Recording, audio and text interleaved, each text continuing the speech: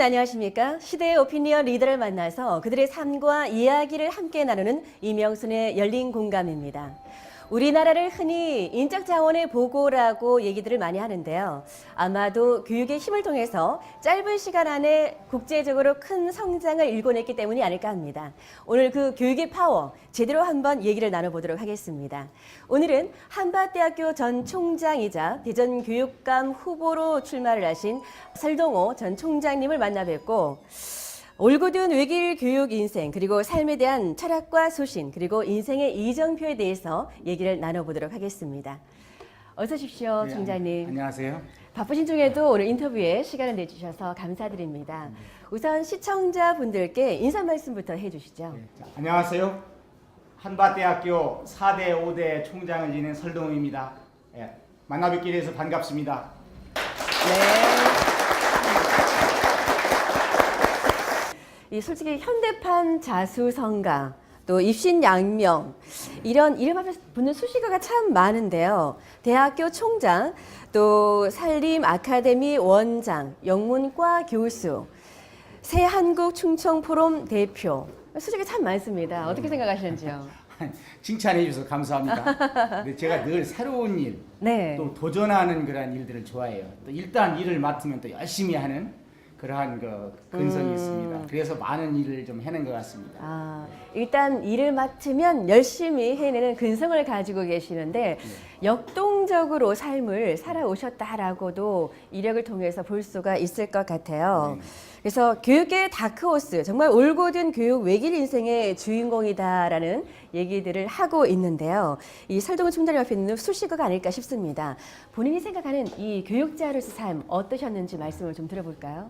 지금 말씀하셨던 대로 이제 제가 초등학교 교사를 시작으로 해서 중고등학교, 또 대학 교수, 또 대학 총장 8년을 거치면서 이 교육 현장과 교육 경영, 이 전반적인 것을 경험하면서 살아왔습니다.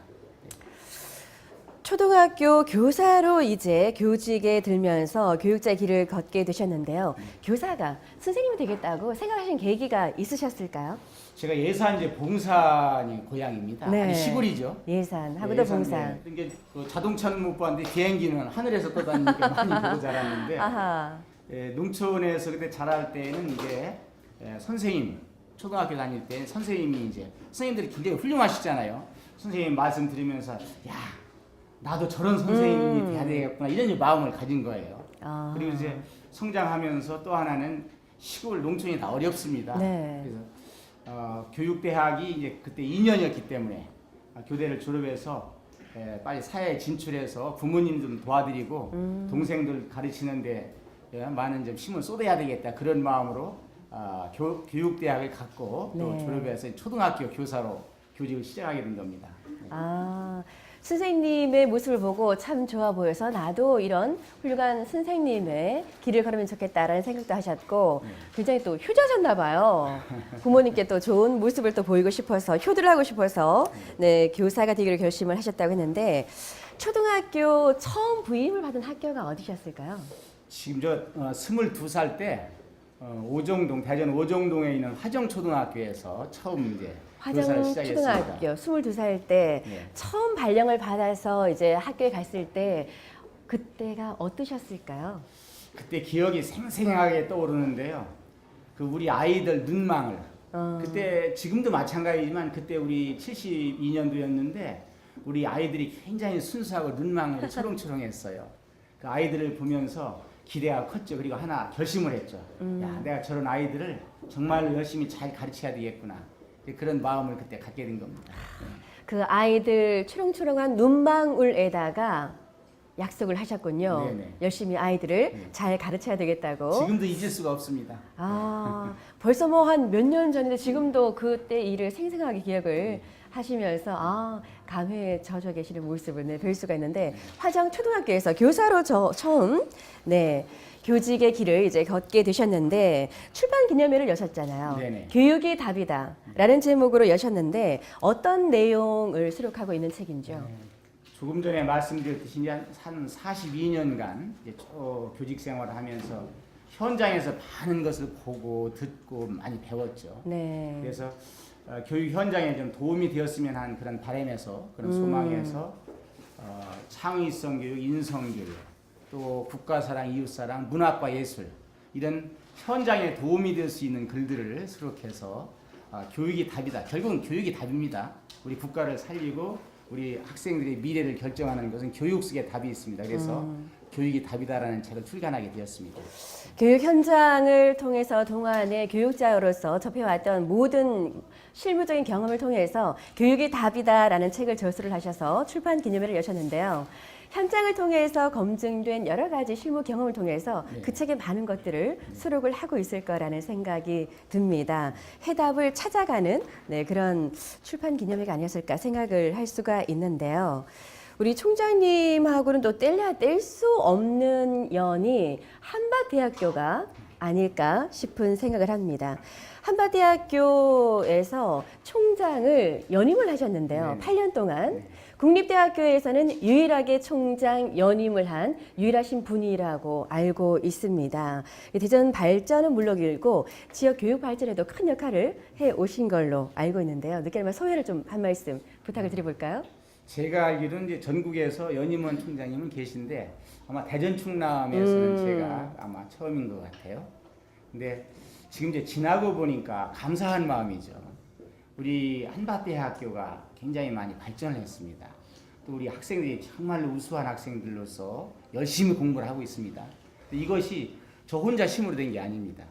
우리 대학의 구성원들, 우리 학생들, 또 교수님, 교직원, 또 우리 총동문회 동문님들. 더 중요한 것은 우리 대전의 지역사회 시민들, 네. 또 기업에 있는 분들이 산학협력 열심히 해주셨고 이런 모든 것들이 합해져서 이 한밭대학교의 발전을 일으켰습니다. 현재 생각해 보면 그분들 모든 분들께 감사 말씀을 드리고 이 학교에서 보면 기분이 좋습니다. 이렇게 네. 많은 우리 학생들이 열심히 하고 있고 취업도 잘하고 건물도 훌륭한 건물 속에서 공부하는 모습을 보면 가슴이 뿌듯하죠. 네. 정말 자랑스러운 한밭대학교입니다. 아, 그래요.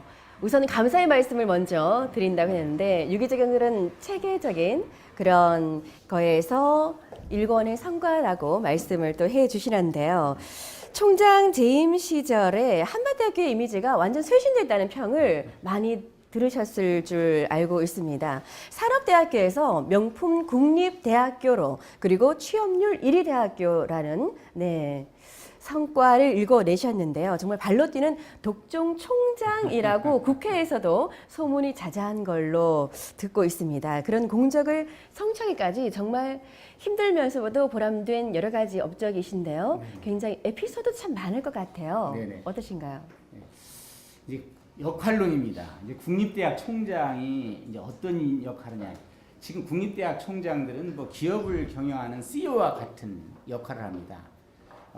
정부에 가서 우리 학생들을 잘 공부를 가르쳐서 취업도 잘 시켜야 되고 정부에 가서 사업도 가져와야 되고 또 국회에 이렇게 다니면서 예산도 가져와야 되고 실세가 없죠. 네. 아침부터 밤까지 어떤 때는 밤 10시 30분 밤에 이제 국회를 가는 거예요. 어허. 예, 그래서 이제 의원님들 밤에 그 연말에 이제 국회 문이 열려 있나요? 밤 10시 반에? 11월쯤 가면 국회 예산 심의를 해요. 아, 네. 예, 개수 조정 소위라고 해서 네. 이제 그때 할 때는 밤에 가야 이제 그분들을 만나기가 아. 좋습니다. 이제 밤에 국회 가가지고서 이제 말씀을 드리고 뭐 당위성을 말씀드리고 해서 예산을 가져와야 학교 건물도 짓고 인프라도 갖추고 또 사업을 가져와야 좋은 프로그램을 운영해서 우리 학생들을 정말 실력 있는 학생으로 만들지 않습니까? 그러니까 뭐 눈꽃 들 새 없이 움직여야 됩니다. 그러다 보니까 이제 그런 별명 많은 분들은 저보고 찰거머리다. 한 번 하면 마음 먹으면 끝까지 해서 다 성취시킨다 그런 별명도 주셨는데 네. 뭐 저만 그런 게 아니라 모든 총장님들이 다 그렇게 열심히 다 하셨습니다. 뭐 겸손되게 말씀을 해주고 계십니다만 정말 발로 뛰는 그런 총장으로서 찰거머리. 네.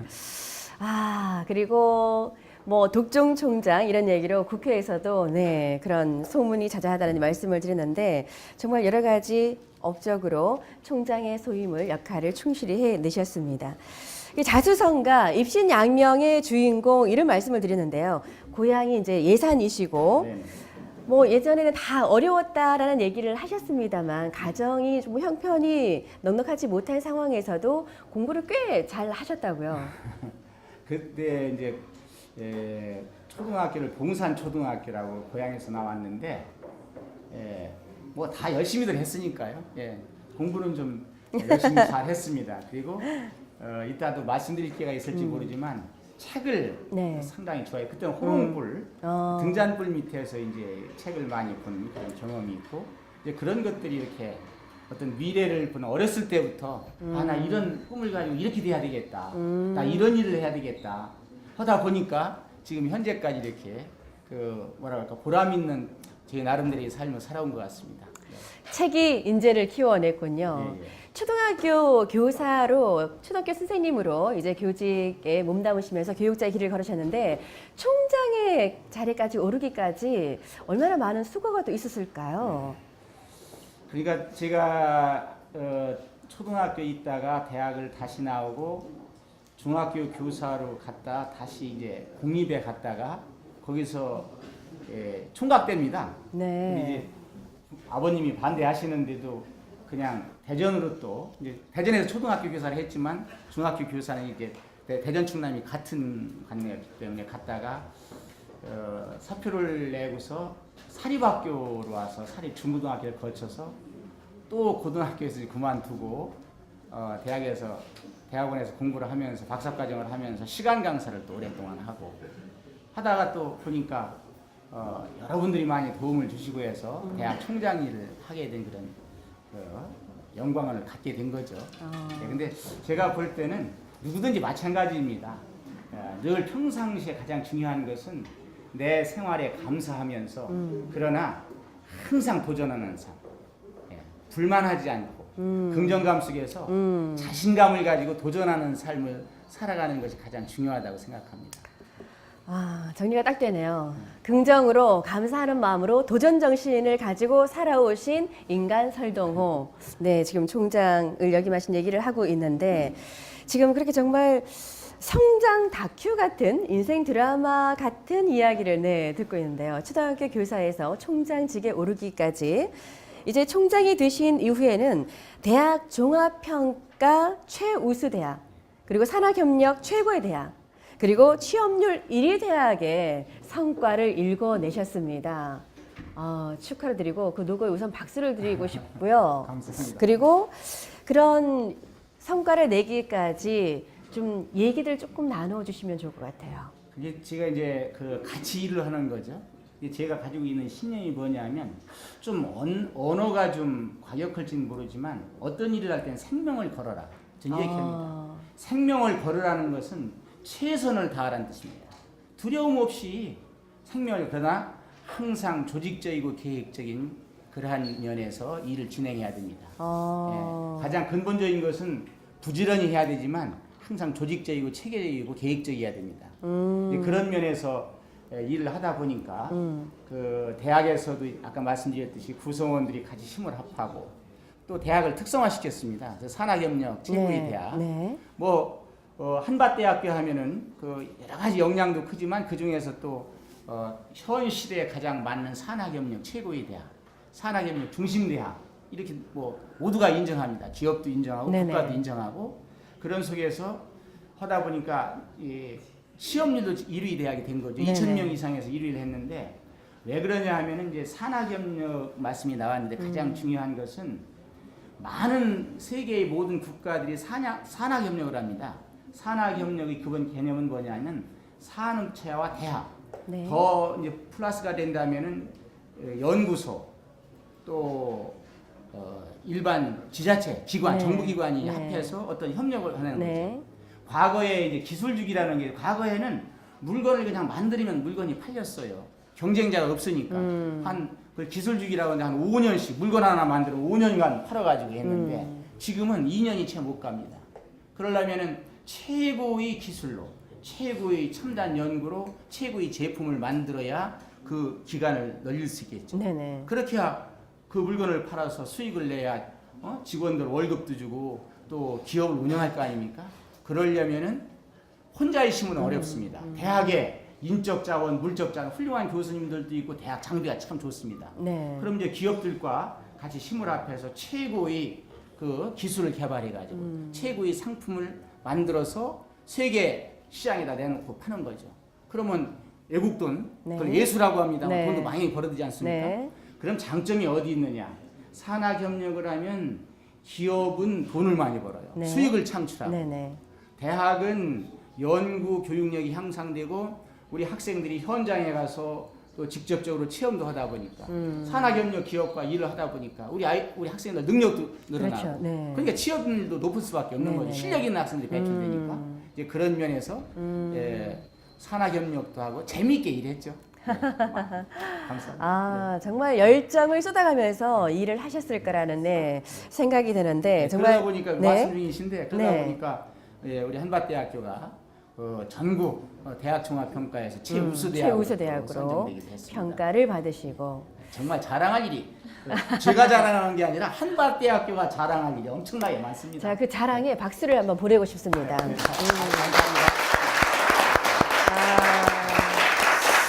정말 생명을 걸고 어떤 일을 계획을 했으면 두려움 없이 일을 하라라고 얘기를 하고 계십니다.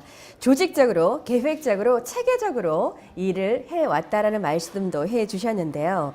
이제 그러시면서 교육감에 출마를 이제 선언을 하셨는데 교육감에도 출마하게 된 계기가 분명히 있으시겠죠. 조금 전에 말씀드렸는데 이제 제가 초, 중고 교사하고 또 대학 교수, 대학 총장 일을 하면서 많은 것을 느꼈습니다. 얼마나 많은 애국을 많이 가다 애국의 대학만 간 게 아니라 뭐 또 애국에 있는 초중고등학교 현장도 다녔습니다. 네. 또 기업체는 아마 제가 엄청나게 인도, 말레이시아 뭐 이런 기업들, 중국 기업들 많이 가봤고 대전에 있는 12340단의 기업도 많이 다녔죠. 또 세계 과학 연구단지가 있어요. 대전에 이제 대덕 R&D 특구라고 해서 연구단지가 있는데 미국에 가면 이제 실리콘밸리가 있고 중국의 중간촌, 뭐 일본에 가면 주쿠바 단지가 있고 러시아 가면 아카덴 고르도이라는 이런 데도 있습니다. 제가 다 다녀봤어요. 왜냐하면 한밭대학교가 공과대학이 많다 보니까 제가 공장 뭐 이런 데 외국 갈 때 이제 기업분들 모시고도 많이 다녀왔죠. 네. 그러다 보니까 우리 학생들이 미래에 근무하게 될, 생활하게 될 그러한 걸 이미 많이 깨우쳤어요. 기업을 다녀보고 하면 기업 가면 말이에요. 막 철판 깎고 나사조이고 하는 그 현장도 다 제가 다녀봤거든요. 그러다 보니까 제가 총장을 그만두고 나서 야, 내가 초중고등학교의 교사도 하고 대학도 있고 여러분들이 많은 도움으로 대학 총장을 8년 하면서 기업도 큰 현장도 다녀보고 외국도 다녀보고 이런 것들을 한번 우리 교육을 위해서 내 봉사 한번 해야 되겠구나. 정말 욕구가 너무 간절한 거죠. 제 개인적으로. 그래서 제가 아주 용기를 내 가지고 이번 이제 교육감에 대전 강의시 교육감에 도전하게 된 겁니다. 처음 시작을 초등학교 교사로 시작해서 초등학교, 중학교, 고등학교, 그리고 대학교 영문과 교수로 또 총장 연임으로 그 동안에 축적된 교육적인 노하우와 그 경험들을 통해서 이제 교육 봉사를 하시기 위해서 이제 교육감 출마를 이제 도전을 하셨다라는 말씀을 해주셨는데 이 대한민국 교육의 문제성이 상당히 많이 있다라고 다들 그렇게 얘기들을 하고 있고 현 주소가 그렇기도 한데요. 그 문제점 그리고 대안점에 대해서 교육 전문가로서 좀 말씀을 해주신다면요. 현재 제가 볼 때 우리나라의 교육의 문제점은 교육이 현재 21세기 시대의 변화를 따라잡지 못하는 데 있어요. 지금 세계는 엄청납니다. 이제 우리 세계를 표현할 때 국제화, 세계화의 시대라고 하는데 국제화는 국경이 있는 개념이고 세계화는 국경이 없는 개념이야. 제가 영어를 좀 쓰겠습니다. 네. 세계화 이제 국제화는 인터내셔널라이제이션이고 세계화는 글로벌라이제이션이라고 하는데 이 세계가 이미 국경이 없는 하나의 마을과 같은 세상이 그렇죠. 되었어요. 네. 경쟁이 엄청 치열합니다. 네네. 그런데 지금도 다 그런 건 아니지만 많이 부족한 것은 아직도 지식기반사의 21세기 경쟁시대에 산업시대에 했던 그러한 교육 방법이나 교육 내용을 가지고 교육을 하고 있어요. 이제 그런 것들을 빨리 교육 내용과 방법을 혁신해서 우리 학생들이 미래의 세계에서 제가 그런 표현을 씁니다. 세계 어디다 집어 던져도 거기서 살아남고 앞서갈 수 있는 우리 아이들을 만들어야 돼요. 근데 현재 우리나라의 내용과 교육 내용과 방법으로는 미흡하다. 그렇게 판단을 하는 겁니다. 이제 구체적으로 저 시간이 좀 제약이 될 것 같아서 말씀을 못 드리는데 편하게 말씀을 해주셔도 되겠습니다. 예. 지금 보세요. 아직도 우리는 많이 바뀌긴 했습니다. 교과 위주예요. 지식 위, 단편적인 지식 위주예요. 지금 그러한 것은 그러한 시대가 이미 지나갔습니다. 정말 그야말로 창의성이 있는 교육을 시켜야 돼요. 지금 얼마나 세상이 복잡합니까? 옛날 농업 단계나 산업 단계보다 엄청나게 복잡해졌어요.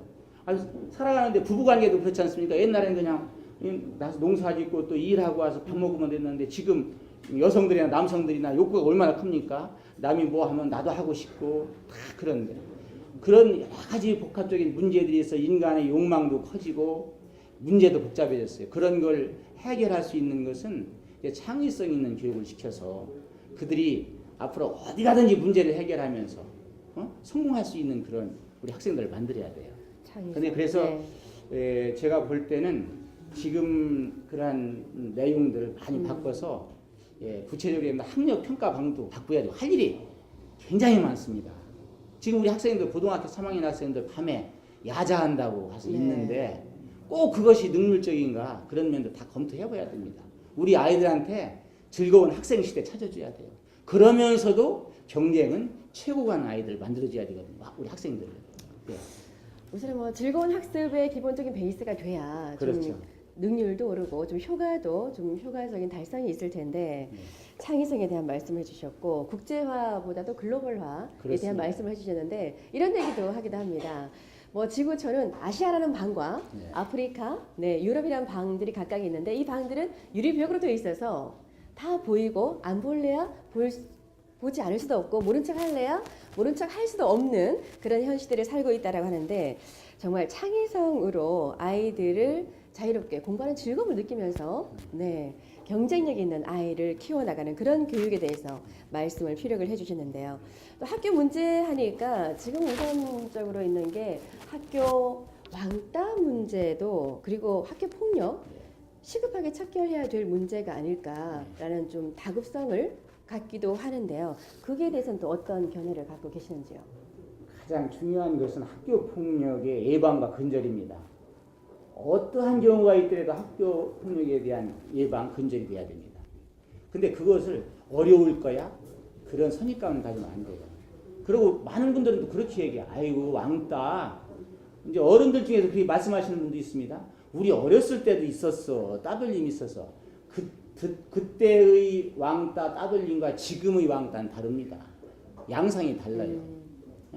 지금은 여러 가지 폭력이 있죠. 사이버 폭력도 있고 욕설을 하는 폭력도 있고 따돌림도 있고 폭력은 여러 가지가 있습니다. 이런 것들을 근절해야 됩니다. 그런데 이제 여러 가지 제도적인 면으로 갖춰줘야 돼요. 예를 들어서 이제 학교와 가정, 사회, 국가가 다 나서야 됩니다. 그러니까 제도적으로 얘기한다면은 가장 중요한 건 뭡니까? 학생들이 학교를 믿어야 돼요. 소통해야 돼요. 우리 학생들 왕따당하고 폭력당해도 이야기 않는 경우도 있을 수 있어요. 그러면 그런 두려움도 있어요. 내가 말 잘못했다가 오히려 더 일러 바쳤다고 또 내가 뭐 하는 거 아니야? 이런 생각을 갖기 위해 두려움도 있습니다. 그러니까 자신감이 씨 내가 어려움을 겪고 폭력을 피해 학생이고 하면 선생님한테도 상의하고 또 모든 면에 부모님한테도 상의해서 그런 것들을 갖다가 어려움도 해소하고 근절시킬 수 있어야 되고요. 또 하나는 학교에다 상담교사도 배치를 해야 됩니다. 적극적으로 해야 돼요. 지금 외국은 카운셀러라 해서 있는데 우리가 제가 알기로는 지금 현재 우리나라 전반적으로 상담교사 제도가 부족해요. 전문가가 있어서 그 상담교사 분이 우리 선생님들과 전문가와 같이 서로 토의도 하고 상의도 하면서 어떤 해결책을 또 만들어내야 돼요. 이제 그러한 것은 폭력, 학교 폭력의 예방과 근절에서 굉장히 중요하지만 근본적인 것은 인성교육입니다. 전반적으로 인성교육을 시켜야 돼요. 우리 학생들한테 인성교육 하면요, 많은 분들은 착한 아이, 인사 잘하는 아이 기르는 걸 인성교육인 줄 알아요. 그건 인성교육 중에서 하나의 작은 파트의 요소에 불과해요. 인성교육은요, 옳고 그름을 정확히 판단할 수 있는 능력, 불의에 항의할 수 있는 능력, 어떤 일을 지속적으로 할 수 있는 능력, 또 예술을 즐길 수 음악회 간다든지 미술 그런 걸 볼 수 있는 능력, 이런 모든 어디다 발표도 할 수 있는 능력, 이런 모든 능력이 인성교육에 포함되는 겁니다. 그래서 체험교육 시켜야 돼요. 교실의 울타리에다 우리 학생들을 넣어서는 제대로 된 인성, 창의성이 생길 수가 없어요. 한 예를 들어볼게요. 네네. 우리 학생들을 한번 살림 체험을 시켜보세요. 살림에 가가지고 나무를 이렇게 탁 꺾어보는 거예요. 꺾어보고서 진이 나와. 그러면 호기심을 가져요.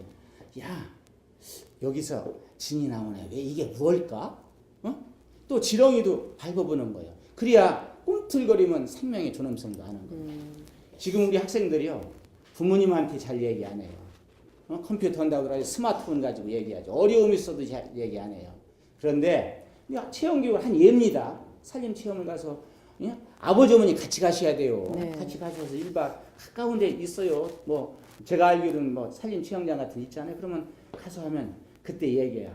아빠 엄마 나 요새 이렇게 어려워. 나 이렇게 힘든 거 있어. 학교 폭력도 얘기합니다. 나 누가 괴롭혀줘. 나 괴롭혀. 나 이렇게 힘든 것도 있어. 집이 아닌 네? 조금 벗어난 환경에서, 네. 변화된 그럼요. 환경에서는 좀 마음이 오픈이 되니까. 오픈되죠. 네, 얘기를 그러니까 자연스럽게 할 수가 오픈되니까 이제 그렇게 있겠다는 말씀대로 얘기시군요. 그렇기도 하고, 그런 속에서 자연을 보면서 누구든지 폭력성이 있는 아이도 자연을 보면서 자연을 사랑하면 사람을 사랑해요. 어른을 공경하고 선생님을 공경하고 동료들한테 잘하고 순수한 마음이 자라서 근본적으로 그런 인성교육의 프로그램을 운영하고, 그것을 그냥 인성교육 하지 말고요, 정상적인 정규적인 프로그램에 넣어야 돼요. 넣어서 그렇게 해야, 왜냐하면 인성교육을 제대로 받아야 창의성도 생겨서 그런 학생들이 세상에 나가서 경쟁력을 갖는 겁니다. 제가 이따 말씀드릴 수 있을지 모르겠지만은 인성에 많아요. 네, 인성에 대한 학습 과목을 좀 분류를 해서 네. 네, 학습 프로그램 중에 있으면 좋겠다라는 말씀이시네요. 그렇습니다. 네. 의사분들이 환자 진료하잖아요. 네. 아무나 진료합니까?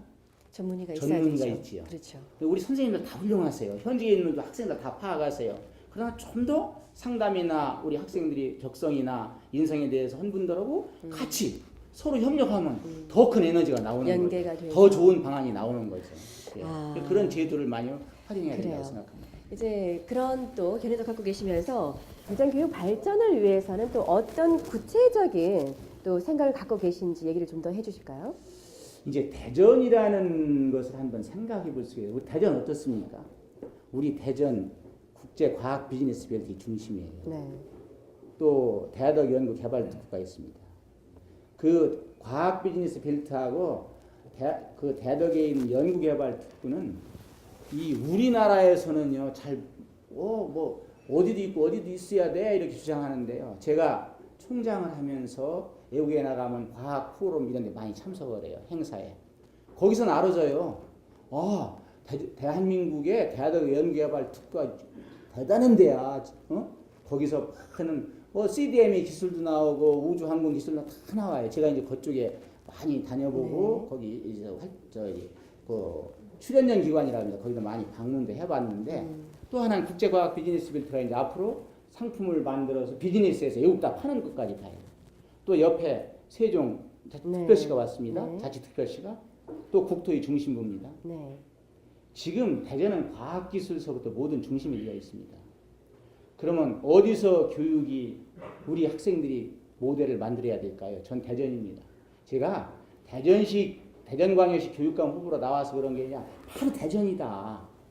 우리 대전 교육에서 성공시대, 성공하는 우리 교육을 만들어서 이걸 전국으로 좀 확산시켜서 우리나라 전체의 학생들이 교육을 받아서 세계에서 성공한 우리 아이들 만들어야 되겠다.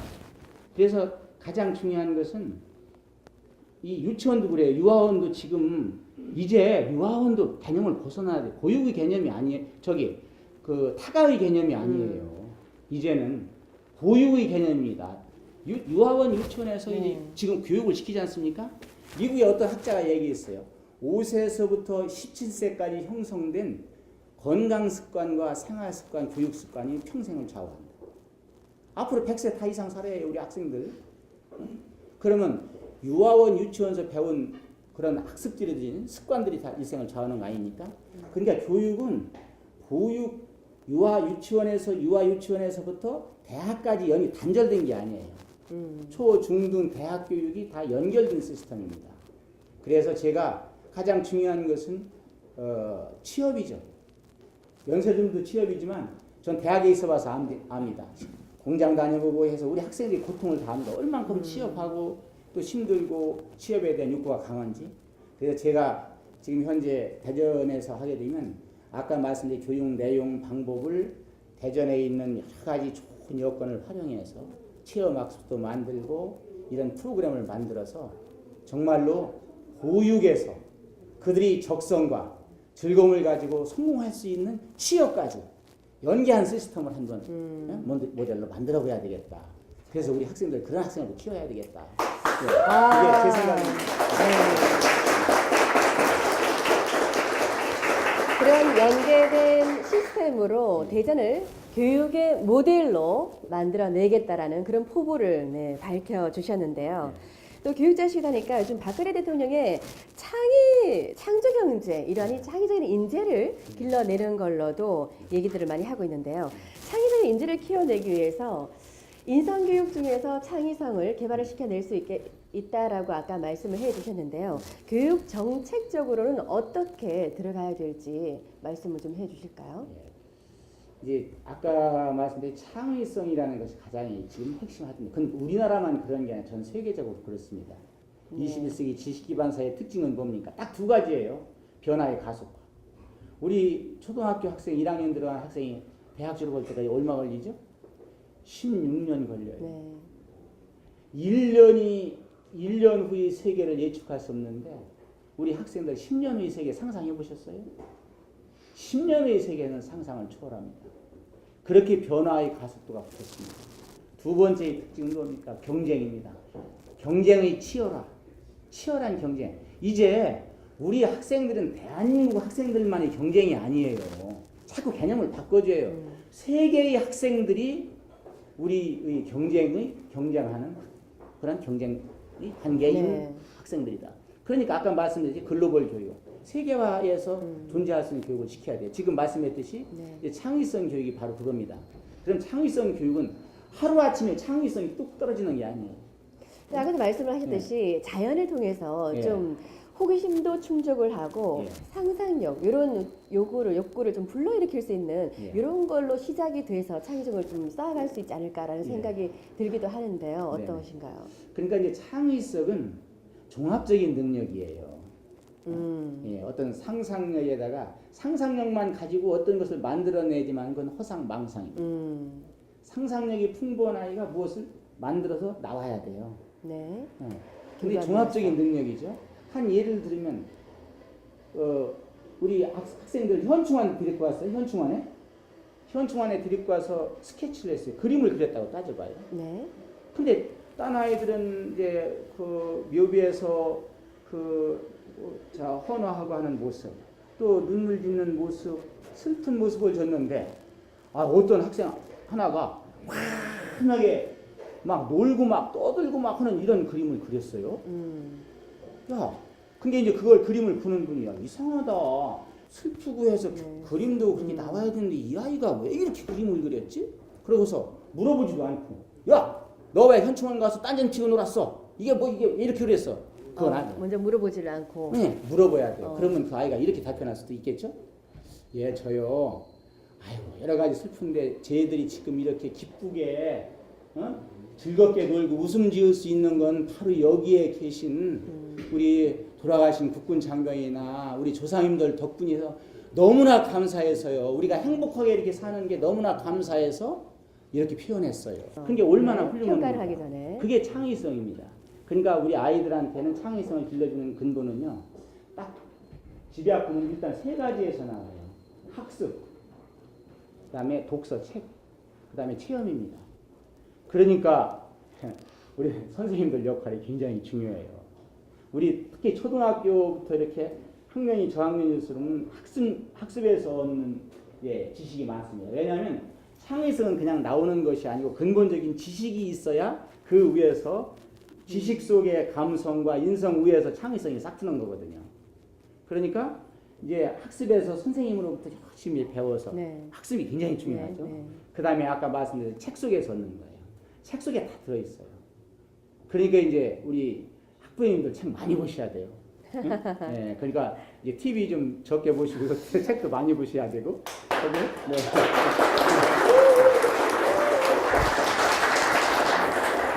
그리고 체험이니까 그러니까 대전에서도 이제 문화예술관도 있고 시립미술관이 있지 않습니까? 가장 아름다운 모습이 뭘까요? 거기 미술 전람회 전시하고 또 문화예술관에서 공연하고 할 때 특히 우리 학생들 전 그게 제일 아름다운 모습이에요. 부모님들이 우리 자녀를 데리고 일요일 날 거기 가는 거예요. 처음에 싫어 나 안 가 이렇게 할 수도 있습니다. 근데 우리 학생들이요 지금 수준이 높아요. 자꾸 부모님의 관점에서 보면 안 돼요. 아이들 모든 능력이 뛰어납니다. 몇 번 가서 보면 재미있어. 그 다음부터는 엄마 아빠 오늘 뭐 그런 거 없어? 일요일 날? 전시회 같은 거 있으면 거기 좀 가봤으면 좋겠네. 이렇게 나옵니다. 그리고 체험학습이 굉장히 중요합니다. 우리 총장님 말씀을 이제 듣고 보고 있는 우리 시청자 여러분께서는 앞으로 텔레비전을 시청할 시간에 아이들 손을 잡고 미술관으로 연극 관람을 하러 가시는 분들이 많이 생겨날 것 같다라는 또 좀 건설적인 그림이 그려지기도 하는데요. 학습 그리고 독서, 체험을 통해서 이런 바탕이 돼서 창의적인 인재상을 키워낼 수 있겠다는 말씀을 해 주시는데요. 그러면 우리 설동호 총장께서 생각하는 대한민국의 이 교육의 청사진 어떤 그림을 그리고 계실까요? 그러니까 이제 아까 말씀드렸듯이 현 21세기 지식 기반 사회, 세계화 시대에 맞는 교육 내용과 방법으로 많이 바꿔나가야 된다. 현 시대가 요구하는 인재상으로 키워내려면 근데 교육은 말로 되는 것, 딴 것도 마찬가지예요. 말로 되는 것이 아니다. 실천을 해야 된다. 현장에서 실천해야 된다. 매일 말만 하면 뭡니까? 그래 말로 된 뭐 그거 어떻게 해야 됩니까? 제도적으로 만들어야 돼요. 이거 해야지. 이게 좀 낫지 않을까? 말로 해서는 소용없습니다. 그걸 이제 제도화 시키는 시스템화 시킨다고 하는데 제도화를 시키고 아까 말씀드렸듯이 가정과 또 학교 연계해서 또 정부의 지원으로 정부의 정책으로 이런 좋은 프로그램들을 만들어서 실행을 해야 됩니다. 그래야 우리 학생들이 미래에 경쟁 시대에서 앞서가는 또 늘 성공해서 행복한 삶을 살아갈 수 있는 거죠. 아까 우리 총장님께서 우리 학부모님들한테도 과제물을 또 제출을 해 주시기도 하셨어요. 책을 많이 읽으시라는 말씀이었는데 아이들한테 책 읽어라 책 봐라가 아니라 부모님부터 책을 읽는 모습을 보여주는 교육으로 바꿔가지 않을까 그런 생각을 해보게 되는데요. 또 저도 학부모의 한 사람으로서 교육의 희망이 보이는 것 같아서 반가운 마음이 들기도 하는데요. 자, 지금까지 이제 교육에 대한 교육자로서의 여러 가지 다면적인 말씀들을 나누는데요. 이제 조금 분위기를 바꾸어서 조금 부드러운 이야기를 좀 나눠보면 어떨까 싶은 생각이 드는데요. 우리 총장님은 어릴 때 선생님의 모습을 보고 선생님이 되고 싶다라는 말씀을 아까 해주셨는데요. 어릴 때 초등학교 시절부터 꿈이 선생님이었을까요? 예, 뭐 아까 말씀드린 선생님 좀 했으면 좋겠다는 것도 있고 그 뒤에 이제 좀 넓은 세상 나오니까 다른 꿈도 가졌겠죠. 꿈이 하나만은 아닌데 여러 가지 꿈을 가질 수 있는데 결국 어렸을 때의 꿈이 이제 교사였고 결국 교육자의 길을 걸어온 거죠. 뭐 지금도 너무 제가 교육자의 길을 걸어온 것에 대해서 너무 뿌듯하고 보람스럽게 생각하죠. 정말 올곧은 외길 교육자의 삶을 지금 살아오셨는데요. 그렇게 올곧은 생각만 하시면서 지금의 사모님을 만나시게 된 인연의 계기는 어떻게 됐을까요? 제가 그 중학교 교사할 때 그때 만났어요. 같은 선생님으로. 그때는 또 벌써 몇 년 전으로 거슬러 내려갑니까? 뭐 한 30년 전 되겠죠. 그때 먼저 부임을 해 계셨을까요? 아니요, 제 식구가 먼저 가 있었습니다. 느낌이 어떠셨는데요? 아니 제가 이제 그때 총각 때니까요. 호감을 가졌죠. 제 식구는요. 말이 비교적 적고 검소해요. 검소한 모습이 그냥 마음에 들더라고요. 왜냐하면 제가 가난한 집이니까 검소하지 않으면 살아갈 수가 없잖아요. 살림살이를 아주 알뜰하게 잘 살아내겠다라는 생각을 또 판단을 하셨군요. 검소한 모습에. 예, 예. 예쁘기도 하셨겠죠? 예, 마음에 들었습니다. 그 말에 포함이 되는 걸로. 네. 지금 이 자리에 사모님이 와 계십니다. 우리 총장님께서 하시는 말씀을 살짝 고개를 숙이고 빙긋이 웃으시면서 듣고 계시지 않았을까라는 생각을 우리 총장님께서요. 검소하고 말수가 많지 않은 모습이 굉장히 호감 있게 보였다고 말씀을 해주셨는데요. 우리 사모님께서는 그래서 이제 남편으로 생각을 할 때는 이런 사람이 존경감이 들면은 틀림없는 남편 가문의 선택이다 이런 얘기를 저도 부모님한테 듣고 어르신들한테 많이 듣게 되는데요. 그런 느낌도 있으셨을 것 같아요. 그 모습에서는. 그러니까 그런 쪽으로 많이 말씀을 하셨던 것 같아요. 그 같이 근무 한 2년 좀 했는데 굉장히 그 의지력이 강하시고 그것도 굉장히 그때도 공부를 계속 하셨습니다. 그래서 그게 끊임없이. 굉장히 강한 인상하시고. 아, 그러셨군요. 그럼 2년여 시간을 한 학교에서 같이 근무를 하시면서 사랑을 싹 틔우셨고 몇 년 후에 결혼을 하시게 될까요? 한 2년 8개월 뒤에 했던 것 같아요. 근무하시는 동안 판단을 다 하셨군요. 아, 그런 모습에서 결혼까지 결심을 하시게 되셨고 그러면은 이제 뭐 검소하신 모습, 말수가 많지 않은 것에 호감도를 느꼈다고 하시는데 우리 총장님께서는 그렇게 말없이 검소하신 모습으로 말없이 따라주는 사모님께 굉장히 고마운 마음도 많이 드셨을 것 같아요. 그렇죠. 제가 속 좀 썩혔습니다. 속을 썩였어요. 어떤 속을 썩였을까요? 제가 뭐 늘 그 활동을 공부하시는 사실은, 걸로. 그리고 저 총장 할 때도 마찬가지예요. 총장 8년 할 동안에 뭐 집안일 하나지가 도와주질 못했으니까요. 늘 마음속으로 이제 짐으로 남아 있어요. 우리 사모님께서는 남편 어떤 남편으로 생각을 하고 계실까요? 우리 총장님의 생각은 우선 그러시고. 근데 네. 본인이 맡은 일은 끝까지 그 어려운 난관이라든가 이런 거 극복하고 항상 그 성취하셨던 것 같아요. 아이들한테도 기각이 되지 않고 앞으로도 그런 면에서는 실망시키지 않을 것이라는 희망하는 겁니다. 아, 그렇군요. 네.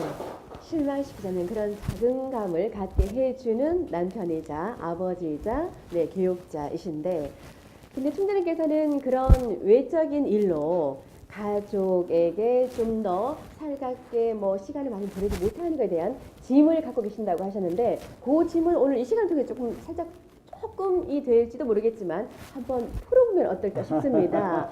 우리 사모님께 고마움과 미안함과 그 모든 것을 담은 또 고백을 한번 해보시면 어떨까 싶습니다. 하여튼 오늘 좋은 시간을 주셨네요. 저를 보지 마시고 사모님을 쳐다보시고 하여튼 여보 미안해. 하여튼 일생 동안 내가 스스로 일한다고 돌아다니면서 가족 당신이나 우리 아이들한테 제대로 보살피지 못한 점이 굉장히 미안한데 정말 고마운 것은 일생을 이렇게 살면서 나한테 불평하지 않고 늘 뒷바라지 해줬다는 것이 너무 감사하지. 그래서 앞으로 내가 좀 더 신경을 써가면서 우리 당신이나 우리 아이들 위해서 조금 더 노력을 하는 아버지가 되도록 할게요. 고마워요. 우리 사모님 그냥 가시나요? 우리 총장님께서 손도 한번 잡아주시고 어깨 포옹도 한번 해주실 줄 알았는데 급히 지금 표정 관리가 어려우신 것 같아요. 살짝 눈가가 부르고 나가셨는데 급히 자리를 비워주셨네요. 어떻게 짐을 오늘 조금은 덜으신 것 같아요? 덕분에 좀 짐 좀 덜었습니다. 사모님께서는 절대 실망을 시키지 않는 가장으로 기억을 하고 계시니까 좋으신 것 같습니다. 자, 그렇게 열심히 항상 공부에 끈을 놓지 않고 지금까지 연말하시면서 달려오신 것 같아요. 그래서일까요? 많은 이제 청년들에게 총장님께서 롤 모델이 되고 있다라는 얘기를 많이 듣게 되는데요. 우리 총장님을 롤 모델로 삼고 있는 우리 청년에게 당부하고 싶은 말씀이 있으시다면 이 자리를 통해서 한번 해주실까요? 하여튼 인간이 살아가는데 누구든지 마찬가지입니다. 가장 근본적인 것은 근면한 삶입니다. 부지런해야 돼요. 항상 부지런히 일을 하고 공부도 하고 일도 하고 그러면은 기본적인 것은 다 갖추어집니다. 네. 부지런하면. 예, 근데 더 중요한 것은 부지런한 삶 속에서 늘 새롭게 자기 삶을 바꿔가야 돼요. 예, 항상 조직적이고 계획적으로 꿈을 가지고 목표를 세우고서 그 목표를 향해서 가는 거예요. 꾸준히 가는 거예요. 근데 지금 이제 더 중요한 것은 능력을 기르는 겁니다. 과거에는 부지런만 해도 됐는데 지금은 부지런함에다가 능력을 갖춰야 앞으로 살아갈 수 있습니다. 부지런만 하다가 능력이 부족하면 잘못하면 일만 그르쳐요. 네. 두 가지를 다 해야 돼요. 그렇기 때문에 네. 아까 말씀드렸는데 우리 젊은 우리 학생들한테 얘기한다면 늘 부지런한 삶 속에서 긍정감, 해낼 수 있어. 나 자신 있어. 늘 해낼 수 있다는 마음을 가져야 돼요. 그러면서 꿈을 가지고 목표를 세우고 항상 계획적인 생활을 해야 돼요. 아침에 일하면 오늘 무엇을 할까? 또 월요일이 시작되면 일주일을 어떻게 보낼까? 한 달이 되면 이번 달 어떻게 보낼까? 방학이 되면 이번 방학 어떻게 보낼까?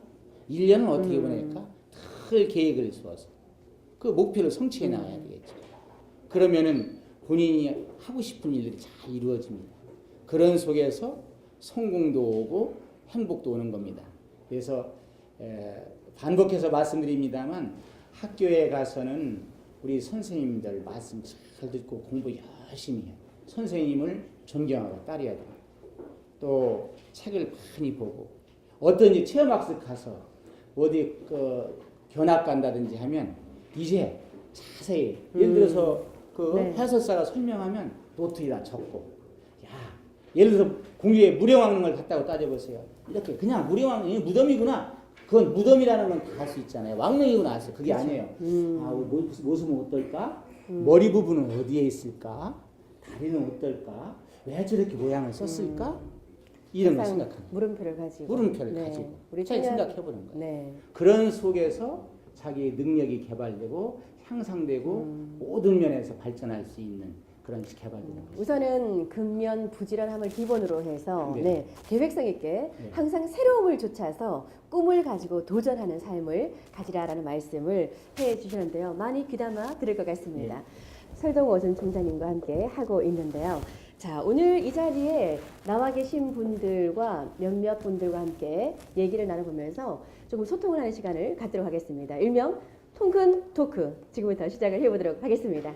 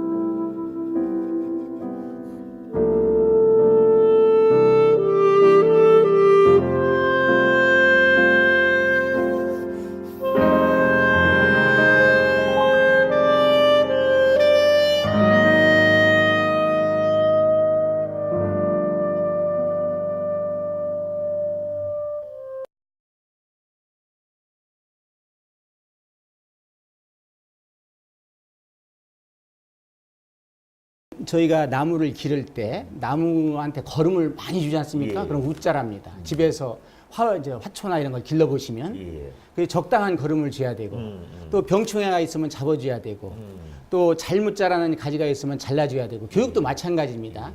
그 미래를 우리 학생들이 잘 열어가도록 하기 위해서는 잘 다듬어주고 예. 적당하게 가르치고 너무 과보해도 안 되죠. 예. 거름을 많이 주는 것과 과보는 같거든요. 예. 마찬가지입니다. 그래서 우리 아이들이 자주적으로 예. 독립적으로 살아갈 수 있도록 가르치는 거죠. 예. 이게 농사 짓는 것, 나무를 기르는 것과 교육은 같은 그러한 과정을 갖고 있습니다. 예, 초등학교를 제가 저 대전에 그 오정동에 있는 화정초등학교에서 시작해서 중학교, 고등학교 이렇게 또 시간 강사를 거쳐서 대학에 오게 되었습니다. 네.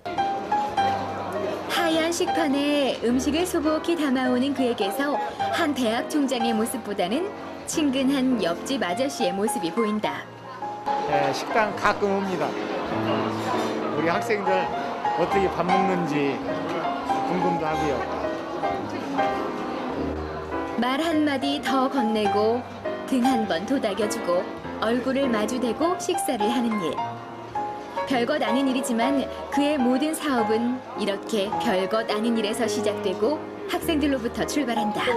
학생들과 어깨를 나란히 하고 식사하고 있는 설동우 총장의 머릿속에는 항상 학교와 학생들 생각뿐인 걸 그들은 알까?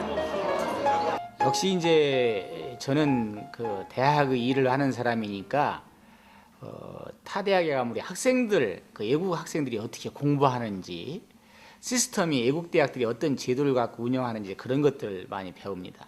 근데 지금 이제 미국이나 이런 선진국들을 가보면 시설이 잘 되어 있습니다. 많은 대학들이 이제 물론 문화적인 차이는 있겠지만 대학 내 수영장이라든지 이런 모든 시설들이 잘 되어 있고 이제 그런 것들을 지역사회에 개방해서 또 이렇게 같이 지역민들이 와서 활용도 하는데 이제 우리 대학들도 그런 쪽으로 한편으로는 좀 많이 노력을 해야 된다고 생각을 하고 있고 하나 더 우리가 좀 지금 관심 있게 봐야 될 것이 학생들 공부하는 모습입니다. 특히 이제 베트남이라든지 중국 같은 대학을 가면 도서관이 열기가 상당합니다. 가장 중요한 것은 인간이 성장하는데 창의적인 인간이 되는 데는 이제 학습입니다. 그리고 보편적인 지식과 책입니다. 책 속에 길이 있습니다. 모든 책 속에 답이 있습니다. 그리고 하나는 이제 경험이죠. 풍부한 경험을 가져야 모든 세파를 이겨낼 수 있습니다. 지금 책을 말씀하셨는데 제가 말씀드리는 이유는 제 터닝 포인트, 인생의 전환점이죠. 전환점이 된 것이 이제 엘빈 토플러라는 그러한 미래의 충격, 지금 살아 있습니다. 그분이 그 미래의 충격이라는 퓨처 샥입니다. 영어로 하면 원문은. 근데 제가 71년도에 그 미래의 충격을 읽었습니다. 거기에 그 영어 교재 나올 때 그때 밴딩 머신이라고 해서 이상하게 여기던 시대입니다. 지금은 아무것도 아닌데 어떤 기계에서 커피가 돈 넣으면 커피가 나오고 거스름돈까지 나온다는 거예요. 근데 제 대학생일 때 야, 참 신기하다. 미국 사회가 그렇게 됐나 했는데 지금은 아무것도 아니지 않습니까? 그런 시대에 엘빈 토플러가 쓴 미래의 충격이라는 책 속에 앞으로 미래에는 로봇이 빨래도 하고 청소도 하고 다 할 것이다. 지금은 보편적으로 받아들이지만 그때는 충격적이었습니다. 그래서 이제 미래의 충격은 앞으로 정치, 경제, 사회문화 전반적인 면에서 상당할 정도로 변화가 있을 것이다. 그러니까 그때부터 책을 많이 읽으면서 준비해 왔습니다. 그래서 그러다 보니까 막 도전하고 어떤 면에서 과감하게 혁신하고 그러다 이렇게 제 자신을 갖다 열심히 노력하다 보니까 현재 이르렀습니다.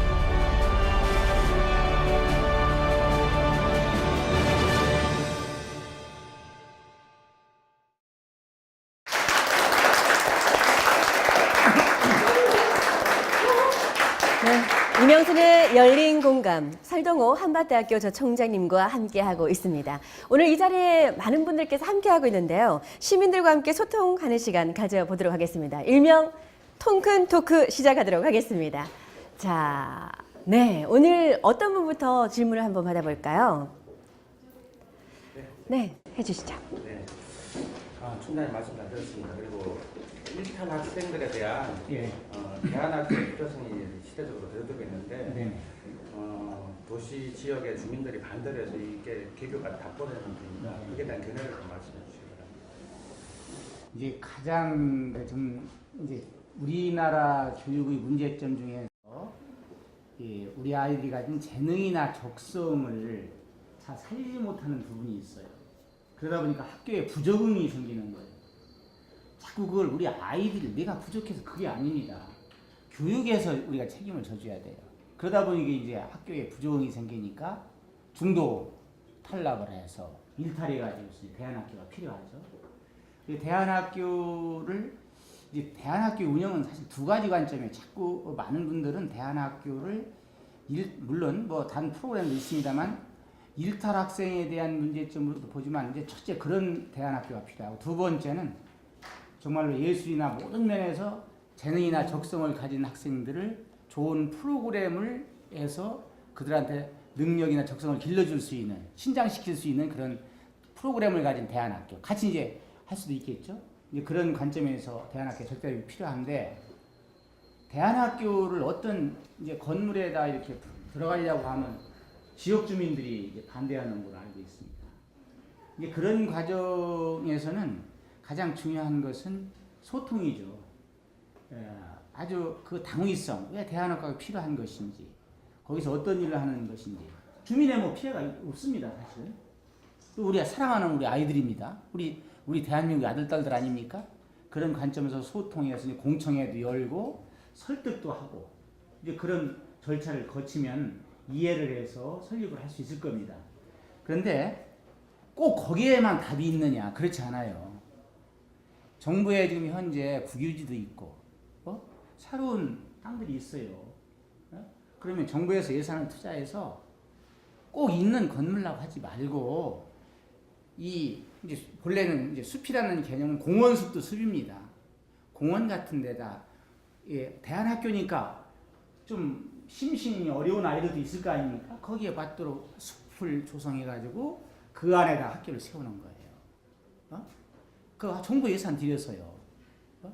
그 아주 제대로 된 대안학교를 아주 프로그램에 맞춰 음악실도 만들고 예술실도 만들고 컴퓨터실도 만들고 해서 아이들이 그 적성과 재능을 충분히 키워줄 수 있는 그러한 설계를 해가지고 그런 계획을 써서 만드는 겁니다. 하면 할 수 있어요. 그거는 제가 볼 땐 대전만의 문제가 전국적으로 그런 일을 해야 됩니다. 그래서 아마 그런 쪽으로 앞으로 많이들 이제 노력하실 거라고 믿고 있고 지금 현 상황 속에서는 제가 볼 때는 이제 정부 국유지 아까 얘기했듯이 상황이 현 건물에 있는 것을 재사용해서 한다면 아까 그런 과정 충분히 학부모님들이나 지역 주민들 설득해서 동의를 얻어낼 수 있습니다. 그런 과정을 거치고 정부 차원에서는 정말로 좋은 대안학교를 건설해가지고 우리 아이들한테 좋은 교육을 시킬 수 있는 또 좋은 프로그램을 운영할 수 있는 그런 대안학교를 만들어야 된다고 생각합니다. 할 수 있을 겁니다. 네. 대안학교 관련된 질문에 답변을 해 주셨습니다. 네, 또 다른 분 질문을 받아보도록 하겠습니다. 누가 해주실까요? 예, 요즘 학부모들 사이에서는 곧 이제 신학기도 시작되고 하니까 네. 교육 환경 개선에 대한 방안점에 대한 많은 논의가 있습니다. 네. 이 부분에 대한 총장님 견해는 어떠신지 한번 말씀 좀 해주십시오. 이제 교육의 환경은 이제 두 가지로 볼 수 있어요. 넓게 보면 교육의 질입니다. 어떻게 교육의 그 아이들한테 맞는 수준 높은 교육을 시켜가지고 그걸 하느냐 하고 또 두 번째는 시설 인프라입니다. 또 주변 환경입니다. 지금 세이프존이라고 해서 안전지대 이렇게 했는데 지금 학부모님들이 이제 불안하게 여기는 게 또 우리 학교의 아이들 안전입니다. 그래서 이제 그런 것들에 대한 재검토가 필요합니다. 안전지대가 적정하게 설정이 되었는지 또 학교를 분석해 봐야 돼요. 이제 종합적으로 여기 우리 학생들이 공부하는데 어학을 하는데 어학실은 잘 돼 있는지 미술을 하는데 잘 돼 있는지 활용도는 어떤지 활용도가 떨어진다면 더 활용도가 높도록 해야 되고 그게 불편하다면 또 개선시켜줘야 되고 이런 것을 종합적으로 분석해서 이제 그걸 교육의 기획인둥이라고 합니다. 그런 차원에서 우리 아이들이 정말로 좋은 시설, 좋은 환경 속에서 질 높은 내용이 꽉 찬 그런 교육을 받도록 하는 것이 가장 급선무입니다. 아마 종합적으로 분석을 이제 한번 할 때가 되었다고 생각합니다. 네, 균등의 교육으로 답을 주셨는데요. 좋은 답변이 되셨기를 바라겠습니다. 또 다른 분 한 분 질문을 받아보도록 하겠습니다. 네. 저는 총장님께 조금 편안한 질문을 좀 하나 드리고 싶은데요. 아까 처음 토크버스 시작하실 때 그 22살 때 초등학교 선생님으로 재직을 하실 처음 강단에 쓰실 때 그 아이들의 눈망울이 아직도 기억난다고 하시면서 향수에 젖으셨던 모습이 기억에 남아서 그 초등학교를 거쳐서 중학교, 고등학교 그리고 대학교까지 오랜 세월 많은 제자분들이 계시잖아요. 그 중에 조금 재밌는 기억에 남는 추억이나 좀 에피소드가 있으면 그거를 조금 여쭙고 싶어요. 얼마나 많으실까요? 그 중에서 네, 한 토막을. 이제 간단히 말씀드리면 제가 추억에 가장 많이 남는 거는 제가 이제 초등학교를 이제 떠날 때 화정초등학교에 있다 대전 성남초등학교라고 있습니다. 거기서 제가 첫 부임제가 화정초등학교로 하셨는데 두 번째 대전 성남초등학교에서 제가 초등학교를 5년을 근무하고서 이제 그 중학교로 자리를 옮길 때 그때 5학년 담임을 했는데 그때 5월 26일 뭐 정확한 날짜인데 그때 음악 수업을 마지막 수업을 하는데 거기에 나왔던 노래가 과수원길이에요. 과수원길. 동구바 과수원길. 네. 아 근데 눈물이 지금 눈물 나려고 해. 눈물이 나더라고요. 우리 아이들하고 마지막 음악 수업을 하는데. 어? 지금도 그래서 과수원길. 알폰스 도대 마지막 수업이 아니라 네, 살동호의 마지막 수업. 그래서 그 아이들이 근데 그것도 제가 재미있는 거는 중고는 그때 가르쳤던 아이들이 제가 그 대전에 있는 대학에서 시간 강사를 할 때 갔더니 만났었어요. 네. 근데 이제 성장해가지고 막, 좀 오늘 대학생이 됐으니까요. 아주 굉장히 이제 그런 추억이 많이 남고요. 또 한 번은 이제 제가 고등학교 근무할 때인데 아침에 조회 시간을 들어가는데 그 5층이었어요. 제가 5층인데 우리 한 학생이 저 나왔죠. 문을 여름인데 그때는 에어컨도 없을 때니까 딱 열어놨는데 문을 열어놨는데 거기를 딱 들어놓는 거야. 난간에. 난간에 네. 떨어지면 5층에서 떨어지면 진짜 불상사납니다. 전 지금도 그 모습을 잊을 수가 없어요. 가슴이 막 가슴이 내려앉는 거예요.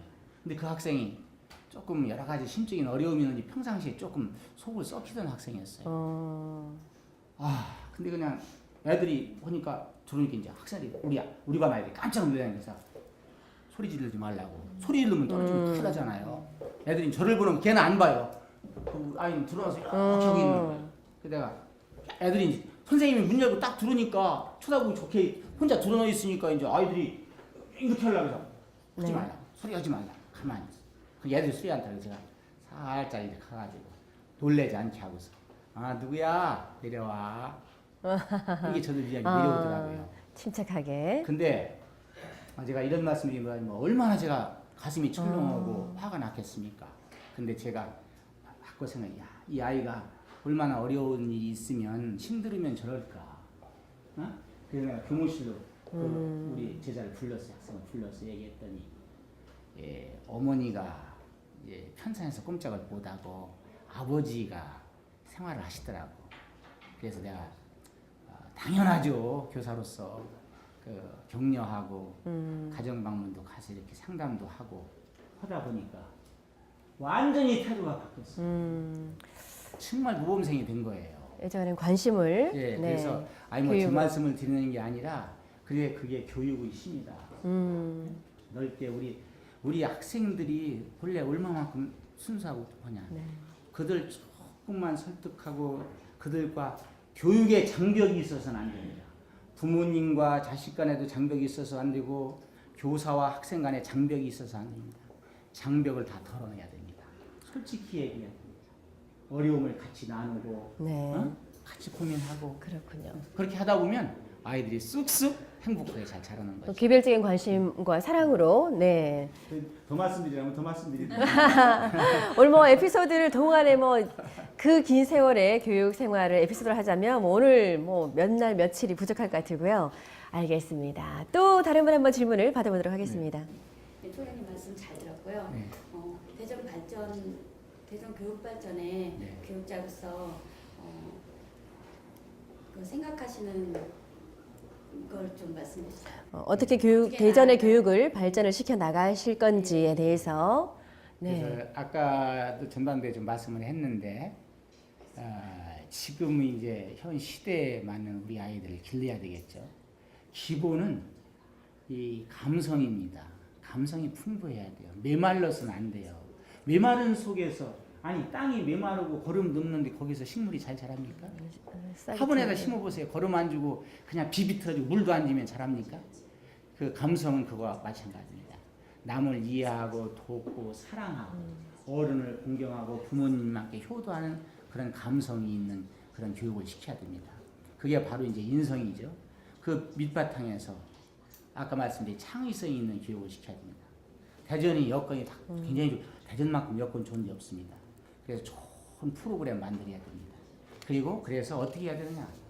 여러 가지 프로그램을 만들었는데 첫째는 우리 학생들이 정말 말이 그런 게 아니고 가면 즐거운 학교, 학교 가고 싶은 학교, 보고 싶은 학교 만들고 또 하나 중요한 게 뭡니까? 우리 선생님들께서 존경받는 학교, 우리 선생님들이 사랑받는 학교. 우리 선생님들 요새 좀 힘듭니다.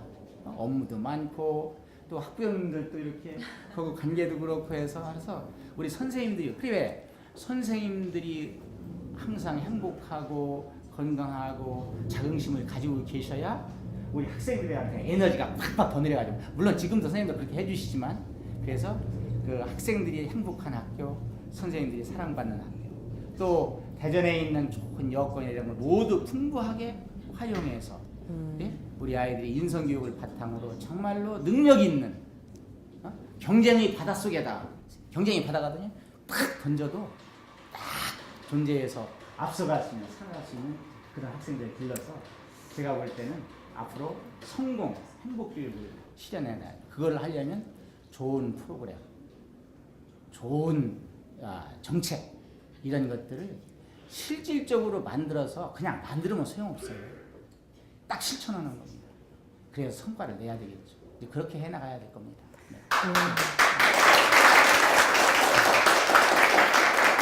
그래요. 이론에만 그치는 게 아니라 꼭 실천이 뒤따르는 그런 교육으로 네, 해 나가겠다는 말씀을 해주시는데요. 또 한 번만 더 질문을 받아보도록 하겠습니다. 누가 해주실까요? 지금 이제 대전 지역 동서 이제 교육 격차가 좀 우려의 목소리가 이제 큰데요. 네. 그 총장님 나름대로의 그거에 대한 방안이나 대책 어떻게 되는지 궁금합니다. 이제 지금 일반적으로 교육 격차도 하지만 또 원도심이라 해가지고 일반 격차도 말씀들이 많이 있거든요. 문화 격차가 있다. 실제적으로 이제 문화가 상당히 중요한 겁니다. 앞으로는 이제 선진국의 척도도 우리가 이제 경제 10대 대우에 들었는데 잘 사는 물질적인 선진국이 아니라 문화적인 수준이 높은 선진국이 돼야 맞습니다. 그런 차원에서 문화 격차도 해소해야 되고 하는데 제가 보는 관점은 동구, 동서가 있는데 예를 들어서 동구 정말 주변 환경 아름답습니다. 지역을 얘기해서 산맥하면 식장 산에 아름답잖아요. 정말 그 아름다운 환경입니다. 또 중국 가면 또 전통이 있어요. 내려오는 전통들이 있습니다. 또 모든 저쪽 해덕 쪽 가면 향교도 있고 여러 가지 시설들이 있습니다. 이런 것들에 맞는 그 지역에 맞는 프로그램들을 해서 우리 학생들이 그 속에서 성장하도록 해야 돼요. 그리고 이제 아까 할 것은 뭐냐면 중요한 것은 시설, 인프라 이런 것들에 대한 종합적인 진단이 필요합니다. 철저한 검토가 필요합니다. 그래서 분석해야 됩니다. 철저하게 문제를 분석해야 철저히 문제를 분석한 그 후에 어떤 답이 나오는 것이고 그 대안을 세워서 그걸 실행해야 효과가 나오는 거 아닙니까? 철저히 분석, 그냥 분석을 위한 분석이 아니고 철저히 해야 돼요. 그래서 좋은 학교의 모델, 또 선진국에서 좋은 프로그램들이 있습니다. 그런 좋은 모델들이 있습니다. 그런 거를 접목을 시켜야 돼요. 그래서 아까 말씀드렸듯이 가장 중요한 건 이제 초, 중고등학교에서부터 지금 이제 중학교는 자유학기제라는 게 현 정부가 이제 한 주안점인데 그게 진로를 인식해서 진로를 탐색해서 자기가 무엇을 할 것인가 진로 설계까지 하는 겁니다. 이제 그런 것들을 지역사회와 그 지역에 맞게 연계해가지고 체험도 더 잘 시킬 수 있죠. 오히려요. 스피커인데 같으면 더 체험학습, 스마트라이트, 융합교육을 더 잘 시킬 수 있어요. 과학적인 역량을 더 늘릴 수 있어요. 그걸 활용하는 것이 중요하죠. 숲이 옆에 있으면 얼마나 좋습니까? 과학체험학습을 더 시킬 수 있죠. 그러니까 우리가 주어진 여건을 정말로 잘 활용하면 능력 있는 아이들을 만들 수 있는 거죠. 그래서 그런 관점에서 아까 말씀드린 좋은 그 지역에 맞는 프로그램, 또 좋은 체험 환경, 필요한 경우면은 학생 문화회관 같은 것도 건립해야 돼요. 그거 부족하면 해야 돼요. 그래서 토요일 날, 일요일 날 어떤 좋은 프로그램을 가지고 아까 말씀드렸듯이 우리 자녀들이 학부모님 데리고 와서 그런 속에서 프로그램을 또 같이 향유할 수 있어서 능력을 길러야 되고 이제 그런 것을 동서를 다 분석을 해봐야 돼요. 아까 말씀 그래서 진로 이런 모든 것들을 거기서 잘 지도해서 하면 격차가 해소됩니다. 네. 분석을 통한 인프라 구축도 필요하겠지만 지리적인 환경적인 요인을 잘 활용을 하면 좋겠다라는 말씀도 곁들여서 해주셨습니다. 정말 다각적인 질문들을 많이 해주셨는데요. 시민들의 성원이 정말 대단합니다. 오늘 또 질문으로 함께 참여해준 시민 여러분께도 감사의 말씀을 드립니다. 자, 오늘 살동호 한밭대학교 전 총장님과 열린 공감 함께 해왔는데 정말 40여년간 대한민국 교육에 매진하셨던 교육자로서 정말 대한민국 교육이 살동호 전 총장님의 삶의 고스란히 담겨 있다고 해도 과언이 아닐 거라는 생각이 들기도 하는데요. 독서에 관련된 말씀도 많이 해주셨습니다. 중요성도 말씀을 해주셨고 또 인생의 터닝포인트가 된 책이 있다고 말씀을 주셨는데요. 책을 오늘 한 권 소개해 주시는 걸로 마무리를 하면 어떨까 싶습니다. 이제 간단히 말씀드리면 제가 아까 책 얘기를 했는데 제가 초등학교 다닐 때 초등학교 3학년 때 했던 것이 뭐 나이팅게일 아시죠? 네. 또 그 구국 프랑스에서 국가를 구한 잔다르크. 네. 여성이. 네. 참 그때 감명 깊었어요. 야, 이게 그런 것들이죠. 근데 지금 이제 우리 학교인들은 이제 학교마다 좀 다른데 초등학생 쪽에는 우인전을 좀 많이 좀 읽혔으면 좋겠다 하고 고전을 많이 읽어야 됩니다. 베스트셀러도 중요하지만 다 들어있어요. 제가 이제 뭐한 경우는 문학 작품, 셰익스피어의 맥베스라든지 해밍의 무기여 자리거라라든지 등등 뭐 많은 작품들이 있죠. 근데 네. 제가 저 터닝 포인트가 된 것은 이제 조금 오래된 책입니다. 69년도에 나온 건데 엘빈 토플러가 쓴 미래의 충격이라는 책이 있어요. 네. 이제 영어로는 퓨처 샥인데 그게 제가 대전으로 해서 이렇게 나오게 된 동기도 그 책을 보고 했어요. 그땐 여러 가지 망설였어요. 고향 대전 했었는데 제가 그 책을 읽은 게 이제 교수님이 중요하시죠. 국어과 교수님이 대학 2학년 때 말씀하시는 거예요. 야, 책을 하나 권하겠다. 근데 조그만 책을 갖고 오셨더라고요. 미래의 충격이에요. 그런데 3권으로 상중하로 됐는데 그 책을 주시는 거예요. 그러면서 읽어보라는 거예요. 그래서 제가 지금 그 가격을 600원이더라고요 한 권에. 네. 도서관 저기 서점에 가서 3권을 사서 그걸 탐독을 했어요. 근데 딱 그 책에 나오는 거예요. 그때가 저 71년도인데 그렇죠 1년도죠. 1년도인데 야 미래 사회에는 말이야 로봇이 빨래도 척척하고 다 한다. 그런데 제가 영문과를 다닐 때 76년도에 미국서 나온 책이에요. 밴딩머신이라는 게 있잖아요. 지금 거기에서 뭐 돈 넣으면 커피가 나온다. 이야, 우리 학생들이 대단하다. 71년도에는 네네. 아니 저 그 뒤 71년도가 이제 다시 이제 영문과를 다닐 때 76년도에 이제 하는 겁니다. 근데 그 시절에 비해서 근데 커피 나오는 것도 대단한데 거스름 돈까지 나오는 엄청나다 미국이야. 그랬는데 그게 76년도고 71년도에 제가 로봇이 빨래하고 온다니까 이게 엄청난 거야. 야, 그럼 한번 거기 보니까 야 미래사회 이렇게 변한데 내가 대전을 나가서 한번 나도 미래사회 변하는 걸 지켜보고 나도 동참해야 되겠구나. 그런 마음이 드는 거거든요. 그게 변화의 물결부터 해서 엘빈 토플러 책이 굉장히 많이 그렇죠. 선풍을 일으켰는데 미래의 충격 말씀을 해주셨습니다. 물결서부터요. 권력의 이동서부터 제가 다 봤습니다. 제가 하도 엘빈 토플러가 지금 살아계신데 사회학자인데 해서 서울에서 특강을 왔을 때 제가 그분 강의를 들어가 서울까지 갔었어요. 훌륭한 미래학자인데 왜 이런 말씀을 이런 말씀을 드리냐면 책 속에 길이 있어요. 그래서 제가 아까 말씀드렸듯이 이제 미래의 충격도 그런 제가 교훈을 받았는데 여하튼 결론은 책 속에 길이 있고 습관 중에서 가장 중요한 성공 습관은 책 읽는 습관이다. 그걸 제가 좀 말씀을 드리고 싶습니다. 네. 책이 읽는 습관을 기르면 좋겠다라는 말씀을 해 주셨습니다. 네, 설동호 총장님의 앞으로의 이제 계획 그리고 네, 행보 계속해서 응원을 해드리도록 하겠습니다. 마지막으로 간단하게 시청자분에게 인사 말씀 부탁드릴게요. 시청자 여러분, 제 말씀 이렇게 제 프로그램 잘 들어주셔서 감사합니다. 앞으로 모든 면에서 열심히 더 잘하도록 노력하겠습니다.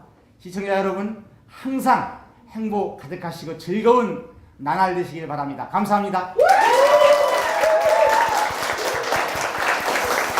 네. 대전 교육을 위해서 열심히 뛰실 대전시 교육감 설동호 전 총장님과 함께 했습니다. 열린 공감 다음 이 시간에도 이 시대의 오피니언 리더와 함께 찾아뵙도록 하겠습니다. 시청해주신 여러분 고맙습니다. 네, 오늘 수고하셨습니다.